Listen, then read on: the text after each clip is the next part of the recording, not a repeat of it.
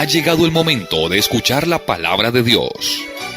Un potente mensaje extraído de las Sagradas Escrituras. En la voz del pastor Carlos Hoyos. Primera pregunta, hermano Jair. Venga, ¿cómo es el cuento? ¿Es Yair o es Jair? Yo veo que está escrito con J. Lo que pasa es que yo no sé de extranjerismo. Si se lee así, ajá. ¿Sí? Pero las personas no sé.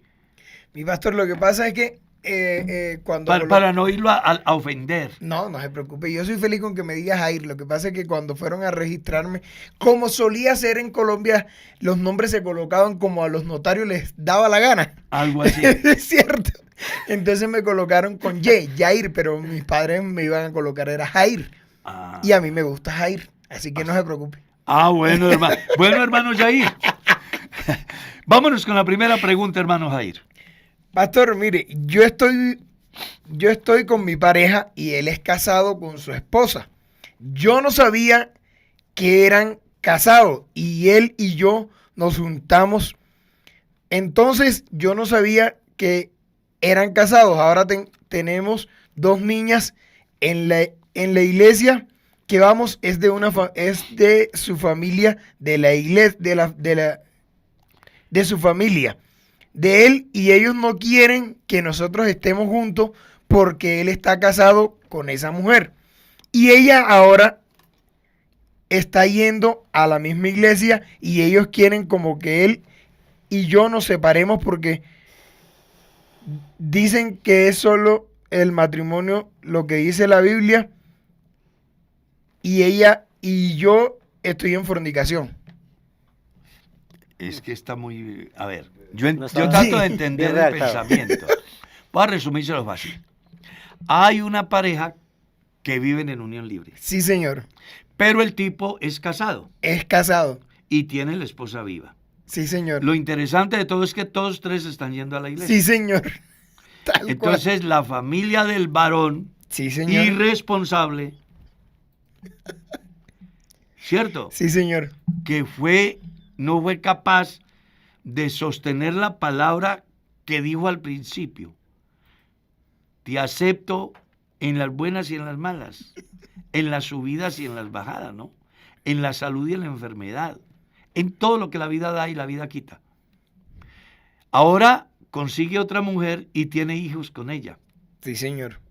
Pues es obvio que ahí hay un problema serio. ¿Por qué? Bueno, porque él está casado. Él, para pensar en otra persona, él debió primero de divorciarse.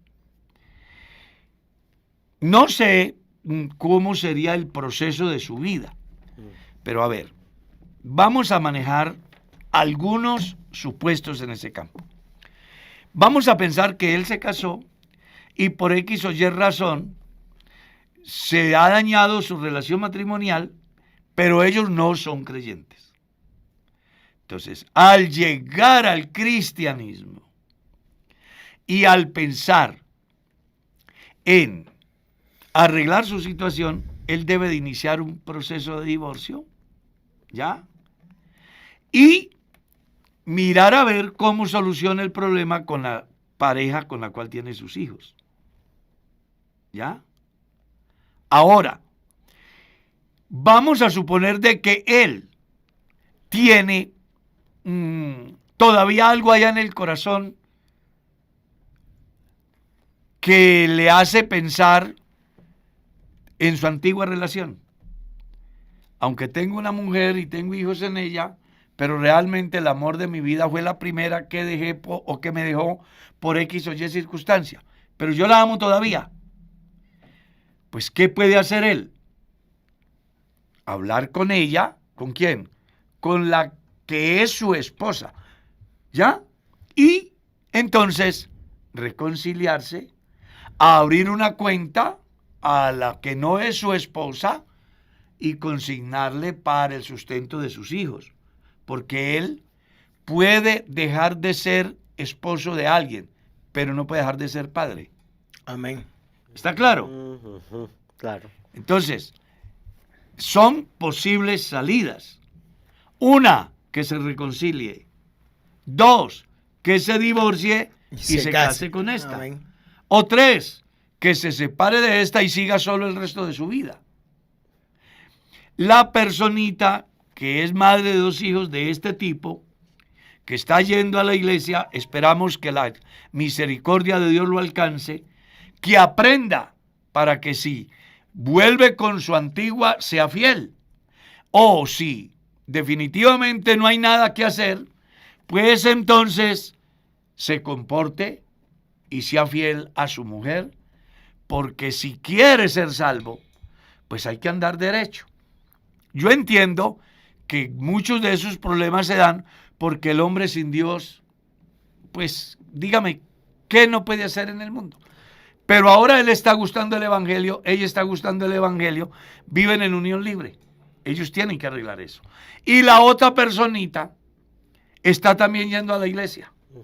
Hombre, yo les sugeriría que miren, busquen la ayuda del pastor, busquen la ayuda de la red de familias de su sector, que los van a orientar. Y tomen la mejor decisión. Desde mi visión, hay 3 posibles soluciones. Usted debe analizarlas y tomar la que mejor le parezca. No le vamos a decir aquí qué haga, pero existen 3 posibles soluciones. 1, se reconcilia con su mujer y se separa de la amante. 2, se divorcia. Así es. Así de simple.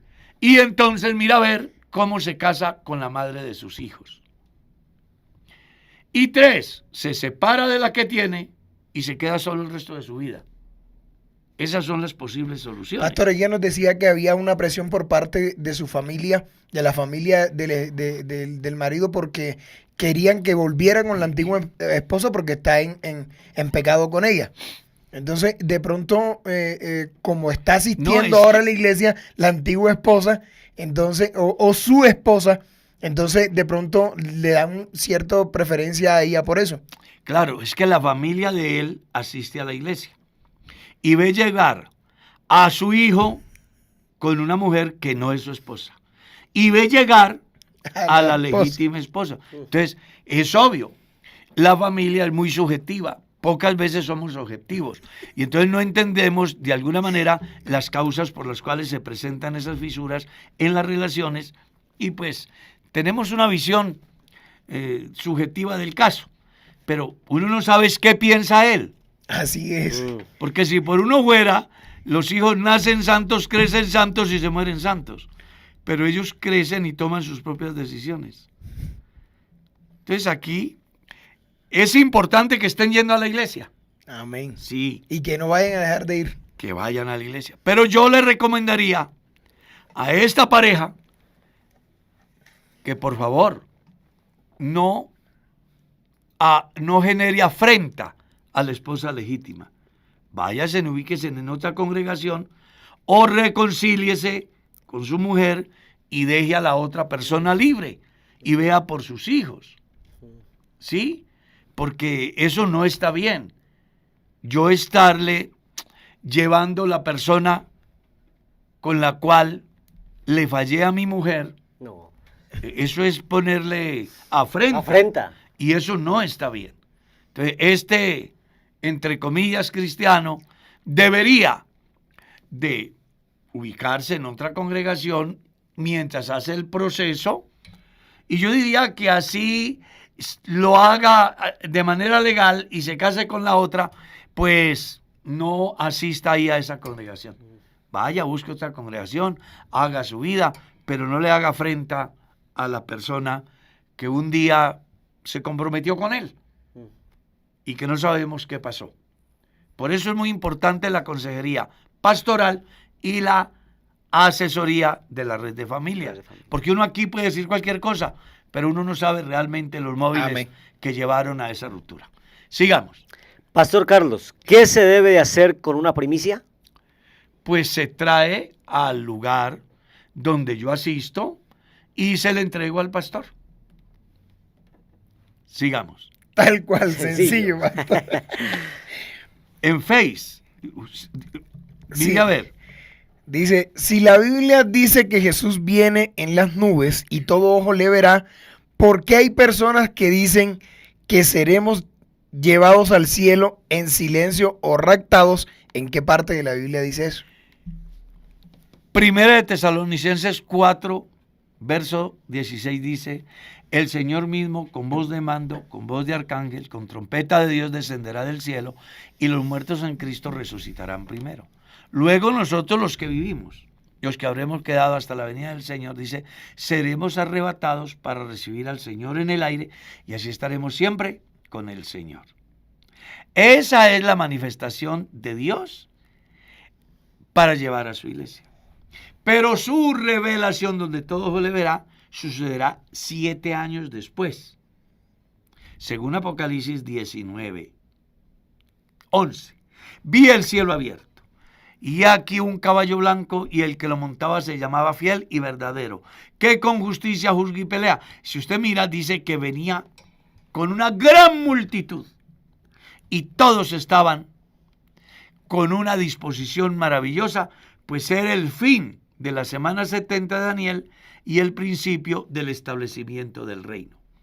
Las personas deben de entender que una cosa es la venida del Señor Jesús a levantar su iglesia, otra cosa es su revelación a establecer, a hacer el juicio de las naciones vivientes y a establecer el reino.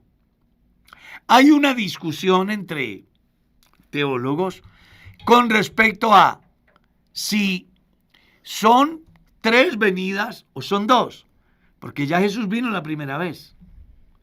Y si decimos que viene por su iglesia, ¿sería cuántas? La segunda vez. Y si decimos que viene y todo le verá, entonces sería ¿cuántas? 3.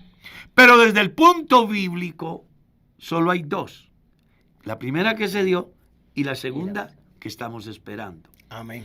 El problema es la confusión que se da, porque piensan que cuando Cristo venga por la iglesia y Cristo se revele donde todo le vea, son cosas diferentes de un evento.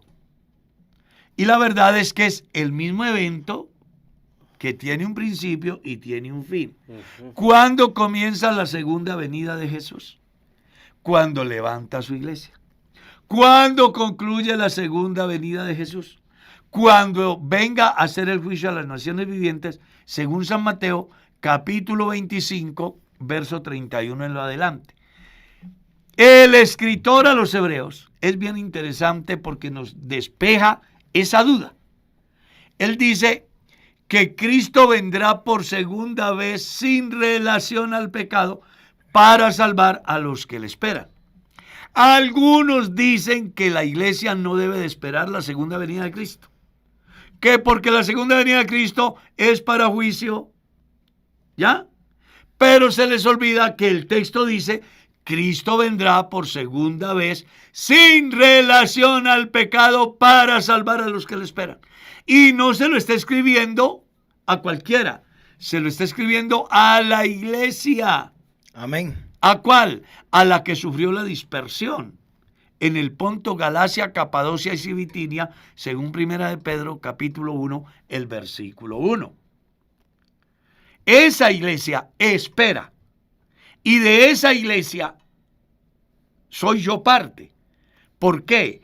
Porque judíos como gentiles, salvos por gracia, somos un cuerpo, que es la iglesia de Jesús.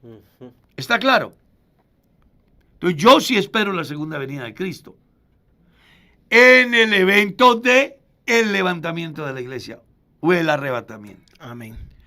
Y cuando se dé su revelación, vendremos con él. ¿Recuerdan aquella canción que de alguna manera está mal hecha, pero que sí tiene un mensaje importante? Veremos en las nubes al Señor, ¿lo recuerdan? Cuando venga en las nubes. Amén. Con poder, con Abraham, Isaac y Jacob. Yo no voy a estar aquí para verlo, yo voy a venir ahí. ¿Está claro? Amén. Porque ese coro lo que está mostrando es su revelación, donde se cumplirá lo que dice Apocalipsis. La gente, al verlo, buscarán cuevas, le dirán a los montes y a las peñas caed sobre nosotros y escondernos de la ira del que está sentado en el trono y del Cordero.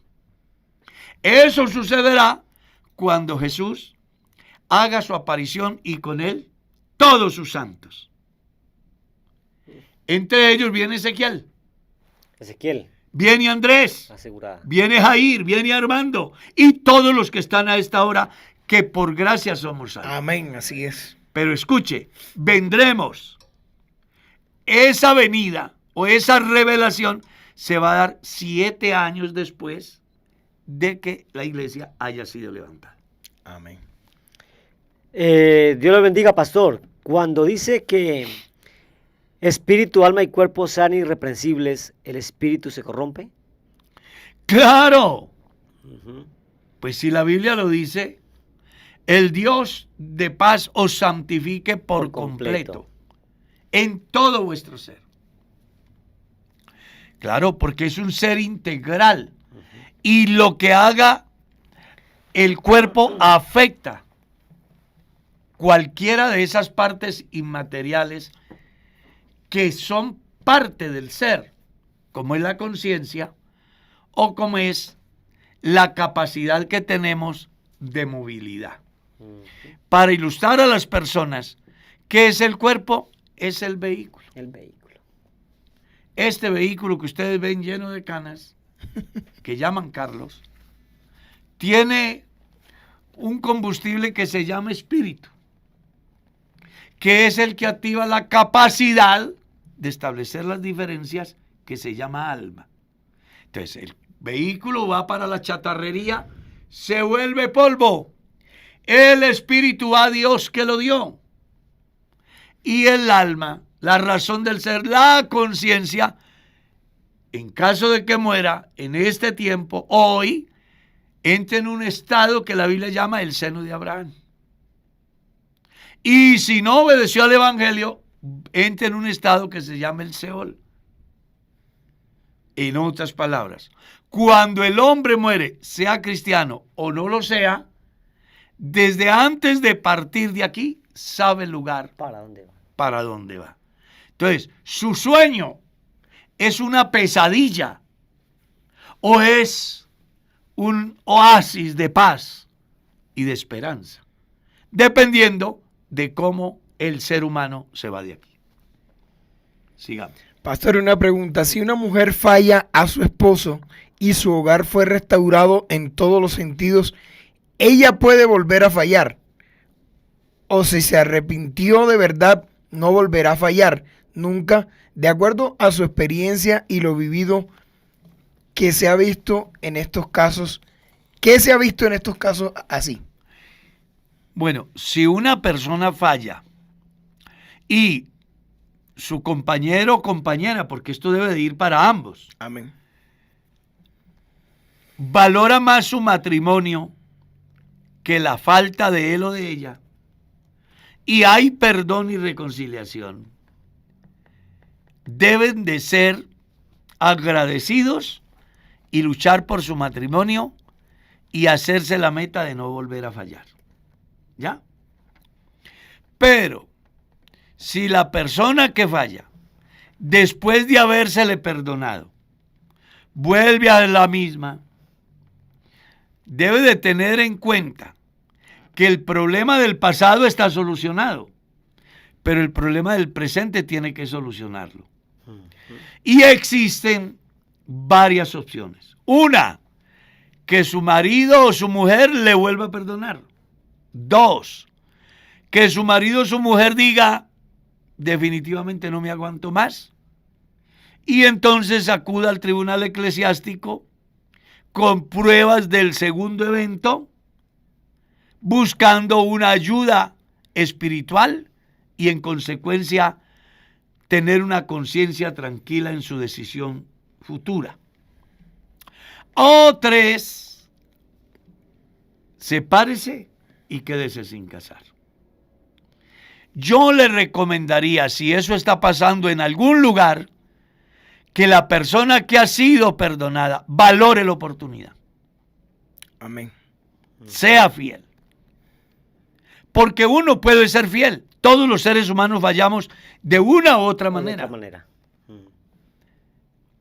Pero Si el impío dijere pequé y pervertí lo recto y no me ha aprovechado, Dios redimirá el alma del tal para que no vaya a parar con los que van a los sepulcros.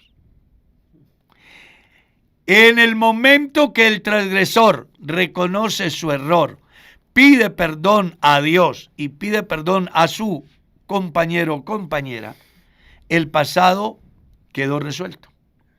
Tienen que arrancar de ceros y buscar la manera de sacar adelante ese proyecto llamado familia. Yo conozco casos que se han solucionado de manera definitiva, para bien. Es decir, la pareja aceptó, pidió perdón, el afectado perdonó y enterraron y ahora viven una vida maravillosa. Pero también conozco casos donde cualquier oportunidad que se tiene para enrostrarse en el pasado llega a tal dimensión que la convivencia se hace imposible y termina dándose la ruptura. Entonces, por eso es que es tan importante que valoremos la red de familias y el tribunal eclesiástico de la iglesia, porque estos lo único que buscan es ser árbitros que orientan y que buscan encauzar la relación para bien. Desde mi visión, lo mejor que puede pasar es que el hombre le sea fiel a su mujer y que la mujer le sea fiel a su marido para que eviten esos inconvenientes. Conflictos. Sigamos. Dios lo bendiga, Pastor Carlos. Una pregunta: si un hermano tiene llamado al ministerio pastoral y la esposa no aporta como ayuda de pareja, ¿qué puede pasar? Que no puede ser pastor, porque su esposa es coequipera y representa un alto porcentaje de éxito en su ministerio. Yo conozco casos muy interesantes. Conocí un caso donde el hombre tiene un llamamiento, es un excelente hombre de Dios, y bueno, tiene la oportunidad del ministerio, y de momento ella toma la decisión y lo apoya.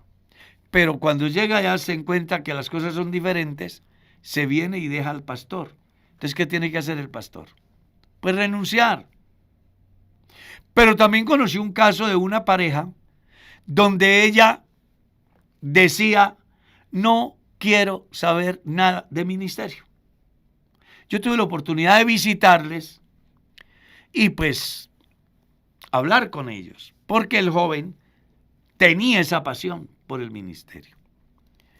Y oh sorpresa, después de haber hablado con ellos una o dos veces, Dios ha cambiado el chip de la esposa y ha asumido la posición normal. ¿Cuál? La de ser esposa.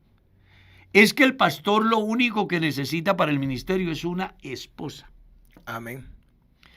Si una mujer se casa y asume su rol como esposa, como madre, como cristiana, es la compañía para el pastor.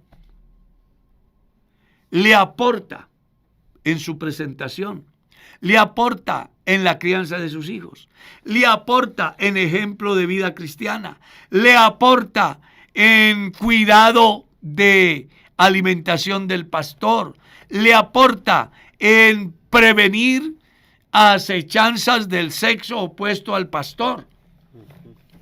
Porque el pastor, por feo que sea, perdonen la palabra si hay algún feo por ahí, yo con ellos, es bueno que tengamos en cuenta que el diablo utilizará personas del sexo opuesto para hacer caer al pastor.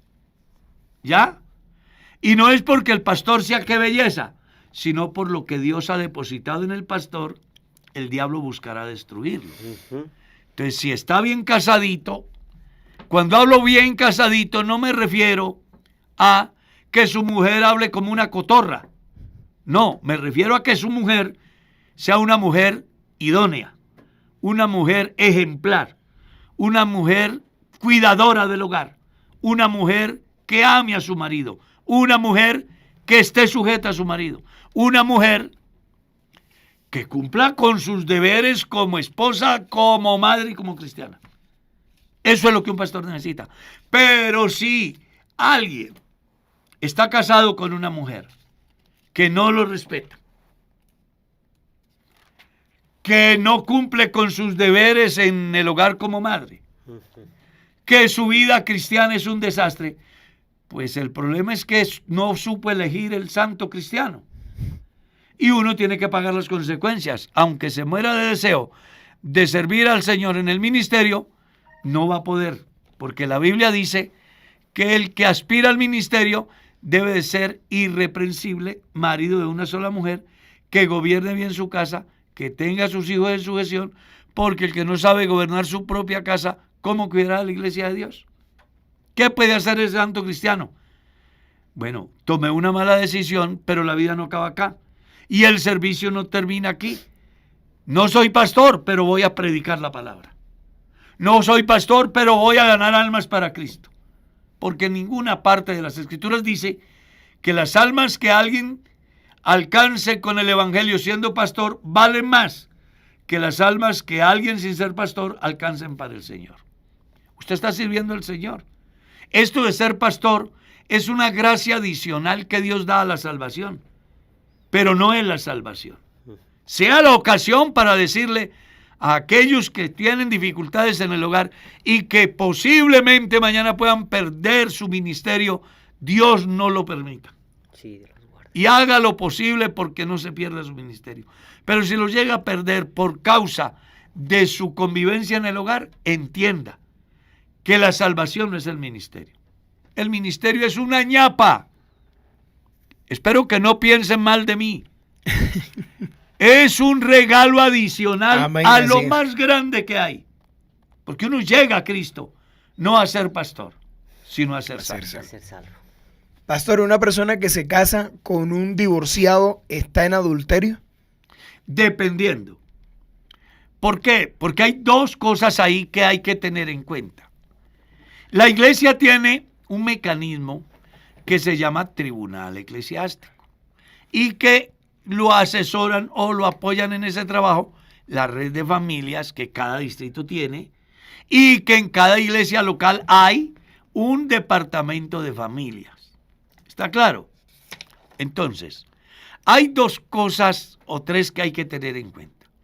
Si yo, siendo inconverso, me divorcié y luego entiendo el evangelio, llego a la iglesia y me convierto al evangelio, por causa del bautismo en el nombre de Jesucristo, mi pasado quedó enterrado. Inicio una nueva vida y me puedo enamorar y me puedo casar y puedo servir al Señor y no estoy en ningún adulterio. Porque se supone que su antigua vida fue simple y llanamente la consecuencia de no haber conocido a Dios. Ahora es una nueva criatura. No tiene problema. Ni tiene que acudir al tribunal eclesiástico tampoco. Pero si el creyente, hablo ya de un creyente, el hermano Pepe, por decir así, es bautizado, se ha enamorado de una mujer en la iglesia, también bautizada. Un día en el camino tienen una dificultad y no pueden conciliar y toman la decisión de divorciarse. Ellos deben de acudir al tribunal eclesiástico para que los ayude.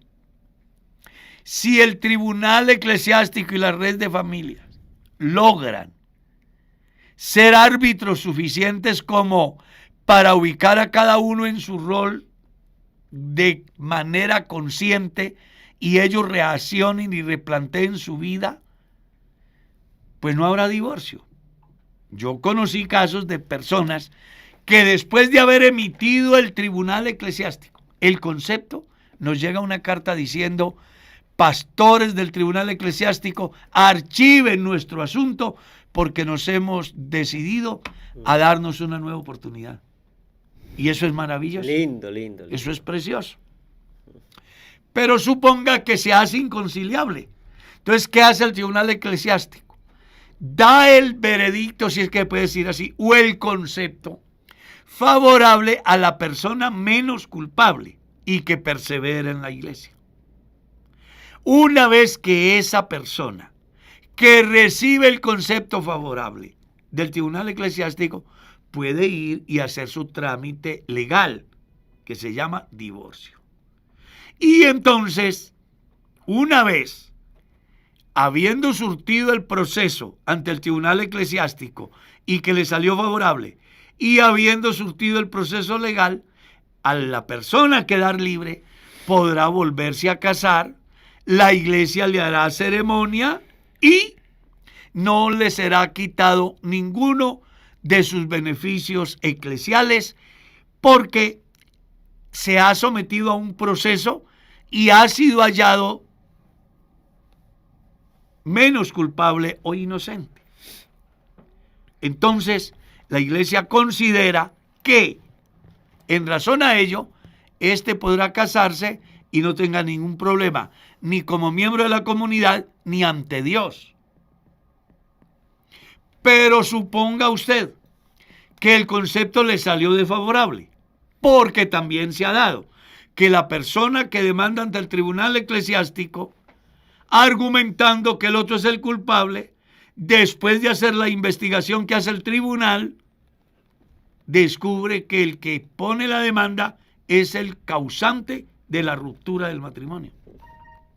Entonces, aunque él haya hecho la demanda, el tribunal emite el concepto de manera desfavorable para él. ¿Ya? Y eso querrá decir que no podrá tener posibilidad de que se le haga ceremonia en la iglesia.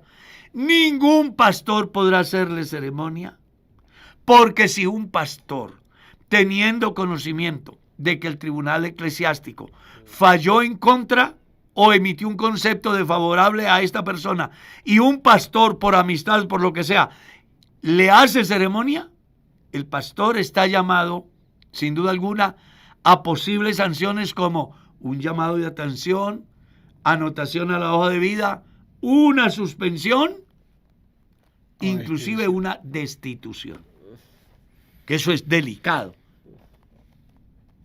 Entonces dice alguien por allá, y eso es de los hombres. Bueno, lea San Mateo capítulo 18, y en las normas disciplinarias, al concluir, dice Jesús, que después del debido proceso, si 2 o 3 se ponen de acuerdo en razón a ese debido proceso, lo que esos 2 o 3, que en este caso sería el tribunal eclesiástico, Amén.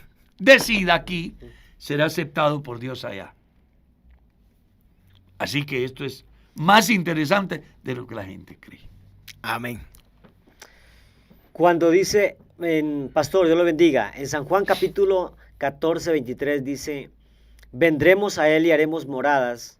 ¿A qué se refiere cuando dice vendremos? Son los plurales que aparecen en la Biblia desde el Génesis, capítulo 1, verso 26. Y dijo Dios, hagamos. Lo de Babel, descendamos y confundamos, que es algo que ha afectado mucho a los cristianos que no han podido entender desde qué orilla habla Jesús, en qué momento habla Jesús y por qué habla Jesús. Pero hay casos que son muy interesantes y quiero pues argumentarlos desde el punto de vista bíblico y desde el punto de vista teológico, y no precisamente desde el pensamiento pentecostal, sino del pensamiento trinitario. Por ejemplo, cuando usted lee el texto hagamos al hombre en Génesis 1:26, bíblicamente el verso 27 se lo responde, y Dios hizo al hombre. ¿Qué dice el doctor Scofield con respecto a eso? Dice, el término hagamos en Génesis 1:26 es un plural en su pronunciación, un singular en su contenido. Y hace el argumento por qué. ¿Ya? El término hagamos está relacionado con las facultades de la deidad. El término hizo se concentra en lo que Dios en su naturaleza es, y como tal hizo al hombre. Entonces, es bueno que las personas comprendan en qué momento se da y por qué se da. ¿Ya? Si usted mira a Jesús como hijo, Él hablará como padre. Si lo mira como sacerdote, Él intercede por el pueblo. Si lo mira como cordero, Él es el cordero. Si lo mira como abogado, Él es nuestro abogado. Pero si lo mira como juez, Él es nuestro juez. Entonces, es dependiendo de la visión que yo tengo de la persona de Jesús en el momento que actúa. Y dependiendo del momento en el cual actúa, así es su forma de expresarse. Sigamos. Hay una pregunta aquí, pastor, como diría Darwin. Taquillera. Dice, hermano Carlos, Dios te bendiga.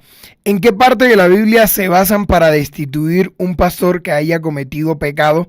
Me refiero a que el creyente normalmente le ponen en disciplina y vuelve a servir a Dios, pero a un pastor no puede ser más pastor.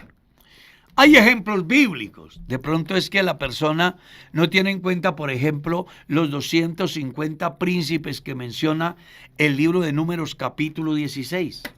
Eran sacerdotes. Y se los tragó la tierra cuando fueron hallados indignos. Y el resto del pueblo que estaba ahí huyeron diciendo, no nos trague también a nosotros. Resulta que el pastor es una persona que debe de tener autoridad moral. El capítulo 3 de la primera carta a Timoteo los describe cómo debe ser. El pastor debe de ser irreprensible, marido de una sola mujer. Entonces, si el pastor tiene dos mujeres, pues se hace indigno, porque ahí está diciéndolo. Entonces, la iglesia que conserva los principios cristianos y que además busca el bienestar de la comunidad, pues no permite que un pastor que sea ladrón siga ejerciendo el ministerio.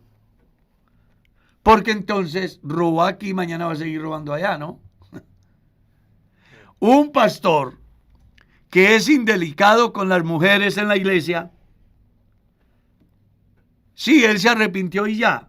No, él debe de dar verdaderos resultados como lo que él es. Es que al que mucho se le da, mucho se le demanda. El pastor es un siervo en la iglesia, pero es una persona rodeada de bendiciones, de privilegios que le confiere Dios y que la iglesia le avala al darle la investidura como pastor. Como tal, él debe de comportarse. Uno lo mira, hombre, hasta en el escenario deportivo. En su junior. Sí, señor. Acaban de expulsar. Sí, señor. De prescindir de los servicios de un excelente jugador. ¿Por qué? Pastor, lo que pasa por desordenado. Sí, señor. No vamos a alargar ahí más, sino simplemente por desordenado. Dice, no, si va a Faltó estar a en las esta leyes. institución, aquí hay unas reglas y se tienen que cumplir. La iglesia tiene unas normas. Los pastores estamos llamados a cumplirlas. Si no las cumplimos, pues las normas que los mismos pastores hicimos, basados en la Biblia, hacen que seamos dignos o indignos. Y cuando somos hallados indignos, la organización dice, usted está faltando al compromiso que asumió el día que ingresó al Santo Ministerio. Usted está faltando. Por lo tal, pues puede ser miembro de la iglesia, claro, porque en la iglesia no se echa a nadie. ¿Puedes llegar a ser un gran cristiano? Sí, pero no puedes ser pastor, porque entraría en tela de juicio la altura de lo que representa esa dignidad de pastor. ¿Está claro? Amén. Sigamos. Pastor, y es que en ese término, permítame agregarle, en el término deportivo hay algo que se dice, la institución está por encima de los jugadores. Las normas de la iglesia están por encima de cualquier Del individuo. pastor. Sí, señor, Porque así es. el pastor se muere, el pastor deja de ser pastor por Así es. viejo o por alguna Y la dificultad, institución pero la sigue. iglesia sigue. Así ¿Cuántos pastores se han ido? Hablemos desde Pablo. Los apóstoles se fueron, pero la iglesia sigue. Entonces hay unas reglas establecidas por Dios y también por la organización, y el pastor debe de cumplirlas. Debe de cumplirlas. Si no las cumple, pues lo sentimos. Es que son normas como las que existen en un país donde hay un Estado de Derecho. Tú tienes derechos y tienes deberes. Pastor tiene unos derechos, pero él tiene unos deberes. Cuando falte a esos deberes, entonces las normas establecidas por Dios y por la organización le dirán, no puede ser pastor. Sigamos. Bueno, lo saluda y dice muy buenos días. Mi esposo me fue infiel de regreso a la casa, pero yo lo perdoné. Pero yo le fui infiel también estando sola. ¿Debo de confesarle a él también? Mire, Es que eso no. a mí me abre esto un espacio enorme para decir unas cuantas verdades. A veces dentro de la iglesia hay gente que siempre está lista para tirar la piedra, ¿verdad? Y se les olvida que a ellos les pasa lo mismo.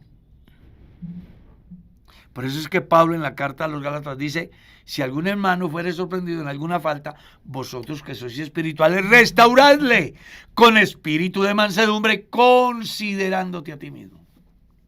¿Qué es lo que no hacemos los cristianos? Hay un libro que titula Jesucristo y los cristianos, los dos más grandes rivales. Porque mientras yo juzgo y le tiro la piedra a mi hermano, Jesús dice, el que esté libre de pecado, arroje la primera. Entonces mire usted, su marido le falló, él le pidió perdón y ella le perdonó. Pero ella le ha fallado y pregunta si debe decirle a su marido. Bueno, voy a dar una opinión. No es la opinión de la Iglesia Pentecostal Unida de Colombia con NID 1032 del Ministerio del Interior. No, es una manera de ver. Yo, Carlos Hoyo. Y me hago responsable por lo que digo también. Además, si su marido tuvo la gallardía de decirle que le falló y usted le perdonó, usted debe de pensar que su actitud de no decirle a su marido o de decirle cualquiera de las dos cosas va a traer consecuencias. Entonces, si usted le dice a su marido y ahorita están viviendo en armonía y todo marcha bien y él está sano, ¿qué necesidad tiene de dañarle la conciencia a su marido? Yo le diría, claro, es un pensamiento de ¿quién? Del pastor Carlos. Yo le diría, guarde silencio, pero tenga en cuenta que es posible en Dios y su infinita misericordia que su marido muera totalmente sano. Pero también es posible que la misma persona con quien usted le fue infiel, hoy o mañana le daña la conciencia a alguien o a su mismo marido. Y él tome una reacción diferente a la que pudiera tomar si usted con anterioridad, con altura, con madurez, enfrenta la situación. Por eso estoy hablando lo que yo pienso. Él no sabe nada. Piense bien. Si lo hago, puedo tener una consecuencia. ¿Cuál? Que él se enoje, que él se incomode y que se dañe todo lo nuestro. O puede tomar una decisión. Yo también fallé. Si tú me perdonaste, yo te voy a perdonar y enterremos esto y echemos para adelante. Porque recuerde que el divorcio no se da por la infidelidad, se da por la dureza del corazón del otro, que no es capaz de perdonar. Si logramos que ella o él perdonen, claro, por grave que sea el problema de infidelidad, tiene solución. Entonces aquí es muy importante eso. Usted tiene que pensar en una balanza. Si digo, ¿qué consecuencias tengo? Y si callo, ¿qué consecuencias tengo? Si digo, tengo dos posibilidades: que mi matrimonio se dañe, o que él diga, pues yo también te fallé, te perdono, vamos para adelante. Si lo guardas, tienes dos posibilidades. Una, que él nunca se dé cuenta. La misericordia de Dios te cubre y a lo mejor te mueras tú o se muera él y nunca él se dé cuenta de lo que pasó. Pero también existe la otra posibilidad, que se dé cuenta y entonces tenga consecuencias que pueden ser iguales o peores. Aquí la idea es que usted tome decisiones a conciencia. No le vamos a decir qué tiene que hacer. Le estamos planteando lo que puede pasar. ¿Cierto? Pero sí, aténgase a las consecuencias en uno u otro. Consecuencias que siempre son positivas o negativas, pero son consecuencias. Y en caso de que sean positivas, aleluya. En caso de que sean negativas, fuerza. Así sea que lo pierda todo, pero a mi Dios no me lo pueden arrancar del corazón. Voy a seguir el camino, voy a pagar el precio, independientemente de lo que sucede en la vida. Al final, yo soy responsable de mis hechos. Pastor, hay una pregunta aquí que me Taquillera. llama taquillerísima. Dice: Dios le bendiga, cordial saludo. Mi pregunta es: ¿qué sucede cuando hay damas en la iglesia que no desean casarse y buscan tener hijos con esperma donante, o sea, inseminación artificial, o un hombre voluntario le ayuda? ¿Está bien este acto para tranquilidad de su salvación o está practicando pecado injustificado? Es que ningún pecado es justificado. Las personitas que piensan así están en contra de la naturaleza. Y cuando yo voy en contra de la naturaleza, yo puedo terminar tan mal como dice Romanos 1:18 en adelante. Entonces yo pienso, desde el punto de vista bíblico, número uno, no está bien.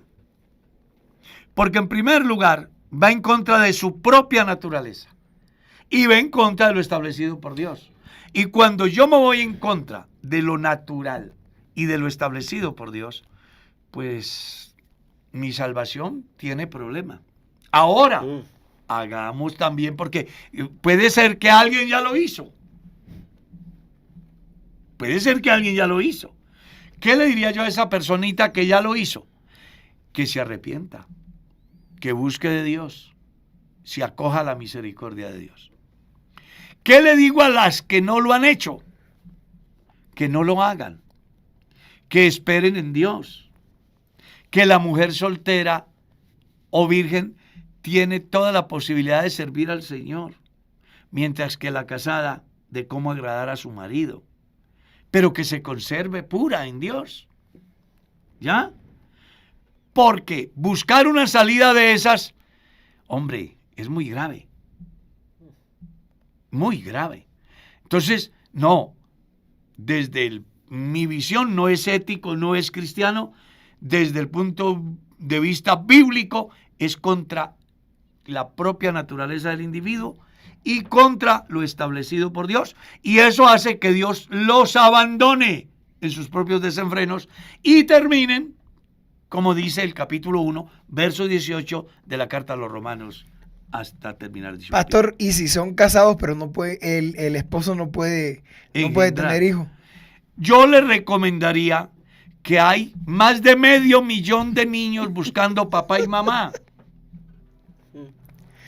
Vaya a bienestar familiar, haga el debido proceso y le van a dar un niñito en adopción, y va a ser mucho más que permitiendo que su mujer tenga placer con otro que le hace el favor, o recibiendo un esperma de alguien que no sabemos quién es, y al final la famosa solución sea peor que la enfermedad. Entonces vaya por lo sano. Primero, vamos a confiar en Dios, hagamos el proceso ante los expertos en salud reproductiva Y en caso de que las cosas no se den, estamos hablando de lo material, pues hay una salida que se llama la adopción. Pero hay una tercera salida que ha sido clara. Hace poco tuve una experiencia aquí yo muy importante. Estoy dando la charla a una pareja de jóvenes que se van a casar. Aquí tenemos por filosofía que hay la charla prematrimonial del pastor, la charla prematrimonial del médico. Buscamos que la pareja que se casa vaya con conocimientos en relación a su salud reproductiva y sexual. Y viene la charla de salud mental, que es dada también por un psicólogo. O sea, aquí lo que buscamos es que el que se case lleve por lo menos unos conocimientos mínimos que le puedan ayudar en el desarrollo de su vida matrimonial. ¿Ya? Entonces, vamos a en esa charla que yo estaba dando, el médico ha dado su charla y cuando entro a la oficina me encuentro a la niña llorando y al novio muy triste. Pero yo pregunto, ¿qué pasó? Me dice, pastor, es que yo no voy a poder tener hijos. ¿Por qué no vas a poder tener hijos? Es que tengo una enfermedad y el médico me acaba de decir que es imposible que yo pueda tener hijos. Le dije, no se preocupe, que usted sí va a tener hijos. Y hace menos de un mes me llamaron. Pastor, ¿cómo le parece que viene bebé a bordo? Entonces, hablo de la tercera salida, algo que escapa a la mente humana, el milagro de Dios. ¿No era Sara estéril? ¿No era Ana estéril? ¿No era Elizabeth? ¿Y qué pasó? Entonces aquí hay esas tres opciones que son muy importantes. ¿Vale? Una, que de manera natural pueda tener mis hijos. Dos, que en caso que no pueda, pues está la adopción. Tres, que hay uno que tiene el control de todo. Se llama Dios. Entonces yo pienso que en eso de la familia hay que poner mucho cuidado, porque al final la familia es la base fundamental de la sociedad. Dios lo bendiga, pastor. Respecto a la destitución de un pastor, ellos pueden seguir sirviendo y que los inviten a otras congregaciones a predicar. Claro, yo he tenido pastores que me han ayudado a predicar en la iglesia después de que tuvieron un percance en la vida. Lo que pasa es que nosotros somos muy crueles los humanos. Somos muy crueles. Yo ahí entiendo a David cuando se le hace la propuesta. 3. Y él llega a una conclusión. Es mejor caer en manos de Dios. Porque él tiene misericordia. Tremendo. Pastor, pero somos crueles cuando no nos toca a nosotros. Exactamente. Y eso va desde el que ejerce el ministerio en el momento hasta del otro que nada tiene que ver con el ministerio y juzga. Amén, así es. Es muy triste. Cuando deberíamos más bien de cerrar filas y ayudar a sanar la herida que el enemigo le ha causado Amén. al otro. Amén, así es. Llámese pastor o llámese creyente. Entonces, un pastor tuvo un fracaso porque se descuidó o porque su mujer lo descuidó, pero yo voy a ajustarme a lo que la Biblia dice. Su propio deseo busca el que se desvía. Eso dijo Salomón. O sea que aquí no es que el pastor se descarría por culpa de la mujer. Ay, sí. O la mujer le falla por culpa del marido. Eso no es cierto. Eso no es Su propio deseo busca el que se desvía. Dice la Biblia. la Biblia. Y yo todavía creo que eso es verdad. Porque en mí está la capacidad de decir sí o de decir no. ¿Está claro? Vamos a suponer que el santo pastor tuvo el percance porque se dejó llevar. Pero él reacciona. Dice, pequé contra Dios. No puedo seguir así. Y se humilla ante... Yo creo que Dios le perdona. Yo también lo creo. Sí, sí. Yo creo eso. Estoy convencido. Y con algo más, Dios no se volverá a acordar del problema del pastor que cayó. Porque él no ha caído como pastor. Él ha caído como cristiano. Pero nosotros hacemos juicios. Entonces lo marginamos, lo discriminamos. No solamente deja de ser pastor, sino que ya queda aislado. Y se les olvida que ahí hay una familia que está de por medio. Yo hablé alguna vez en una reunión acerca de crear un departamento en la iglesia que se llamara Departamento de Bienestar Social Pastoral, buscando precisamente eso, que el pastor no pudo ser pastor por X, Y o Z situación. Pues hombre, que entendamos que él es un alma que vale igual que la del borracho, el adúltero, el fornicario, Amén. y que además tiene una familia, que han consagrado toda su vida a Dios y al servicio en la iglesia. Entonces, ¿por qué no coger ese pastor, sentarnos con él, decirle, venga hermano, usted ingresa a una nueva etapa de su vida? Entienda perfectamente que hay unas normas que dicen que usted no puede ser pastor, pero en ninguna parte dice que no puede ser cristiano, que no puede ser salvo. Nosotros lo amamos. Lamentablemente tuviste un percance, lo sentimos, pero te vamos a ayudar a que te readaptes a la vida como miembro de la iglesia, a que consigas un trabajo en el cual puedas desempeñarte, a que tu familia siempre esté bien rodeada de todos los creyentes y que no te discriminen. Porque si luchamos por un vagabundo, ¿por qué no vamos a luchar por nuestro hermano que pasó noches en vela por ti, que entregó su fuerza, su tiempo de, yo qué sé, de alcanzar muchas cosas en el campo profesional por servirte? ¿Por qué lo vamos a acabar de destruir? Entonces, yo he tenido en la iglesia personas que fueron pastores, que tuvieron un percance, pero que ellos se sometieron a la disciplina en la iglesia, y el pastor que lo administra observa el comportamiento y un día lo involucra en el servicio y hasta han llegado a ser diáconos. Han llegado a ser personas muy útiles en el desarrollo de la iglesia. No viven de la iglesia como pastores, pero sirven al Señor como hijos de Dios.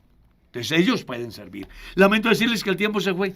Nos queda cualquier cantidad de preguntas. Hoy es viernes, ¿no? Pastor, una más, una taquillera, Sí. taquillerísima. Lo que pasa es que se están viviendo tiempos de pronto en esta iglesia que están sucediendo cosas que uno de pronto es conciencia y otra de pronto está mal o incluso es pecado. Es malo casarse por lo civil e irse de viaje antes de la ceremonia matrimonial. No, si se casa por lo civil, su matrimonio es legal. Si no hace ceremonia, su matrimonio es legal.